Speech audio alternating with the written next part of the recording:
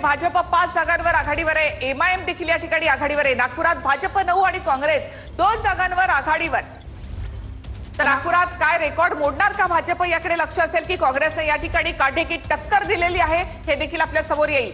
मात्र मुंबईचं चित्र पुन्हा एकदा पहा। भाजप आता 26 वर, तर ठाकरेंची शिवसेना 15 आणि शिंदेची शिवसेना देखील 15 वर आहे। मनसे 3 जागांवर या ठिकाणी आहे आणि भाजप आणि शिंदे मिळून 41 जागांची आघाडी घेतली आहे। ठाकरे बंधू 18 जागांवर आघाडीवर, 71 जागांचे कल आपल्या हाती।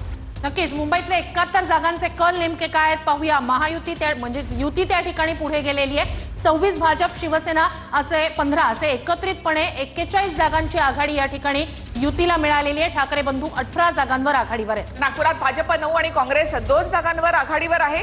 इतर सगळे निकाल जे आहेत ते आपल्याला या स्क्रीनवर पाहायला मिळतात। एकाच वेळेला सगळे 29 महापालिकांचे निकाल तुम्हाला या स्क्रीनवर पाहायला मिळतील। या सगळ्या आकड्यांकडे लक्ष ठेवा। हे